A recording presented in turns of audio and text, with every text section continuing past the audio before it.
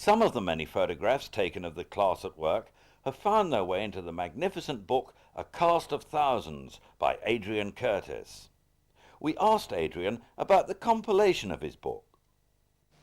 I understand you've written a comprehensive book on the class, cataloguing the history of every class member. Was it difficult tracking down all this information after so many years? It certainly was. When the Westerns finished, of course, there was a period of mourning for all of us, and then being obsessed with them, I couldn't let that obsession go. And being a journalist by profession, the next obvious step for me was to try and research their lives. This began in 1979 with a trip to Paddington, where I went through the locomotive file for 1023 Western Fusilier. My biggest mistake at that time was not going back every week and doing the rest of the class. The records since, of course, have compounded that mistake for me, because Swindon, when it closed, a lot of the information was thrown out, and just some of it was given to enthusiasts, some of it was actually sold to enthusiasts. A lot of the Paddington records went up to the National Rail Museum, who have a small archive of hydraulic information, but not a great deal. And a lot of the information that has come to light since has been held in private collections by enthusiasts who have been only too willing and generous enough to let me have a look at it. And it's a great measure of their generosity that we can actually still enjoy information about the Western class, 26 years after they finished. Cameraman Roger Howard was responsible for many of the Class 52 shots in our programme, including these fine shots in and around his hometown of Maidenhead.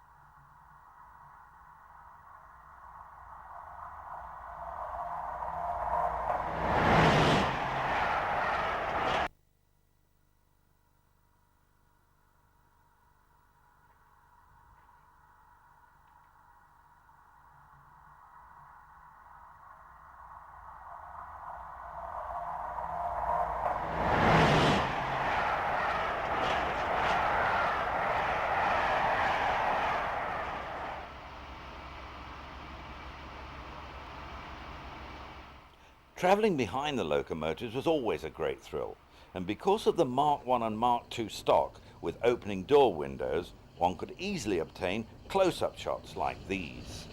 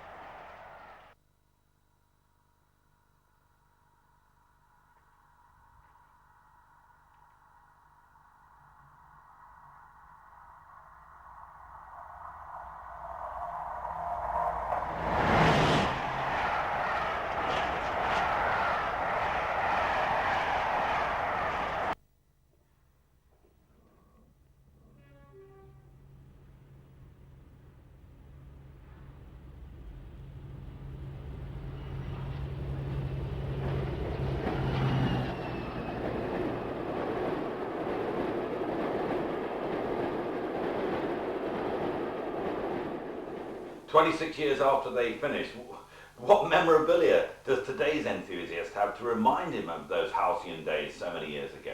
Well, where do you want me to start? First of all, you've got your name and number plates, which when they were first taken off the locomotives were sold at Collector's Corner in Euston for roughly around £500. Some are cheaper. Nowadays, those same name and number plates, which were a steel backplate with aluminium beading, go for around £7,000. That's their average price now. But you've got other things as well. It's not just the actual artifacts off the locomotives. Of course, you've now got videos. We've moved into the video age, and there's a lot of archive footage which has been transferred from cinefilm now to videos for enthusiasts to enjoy. There are now CDs of the actual locomotive sounds of the Maybach engines, hard at work on the Western region during that period, and that has been a great comfort to Western enthusiasts who are still, to this day and age, crying out for as much information and as much, shall we say, audio and televisual medium formats that they can get their hands on to remember days gone by. And of course, nostalgia is a very powerful thing.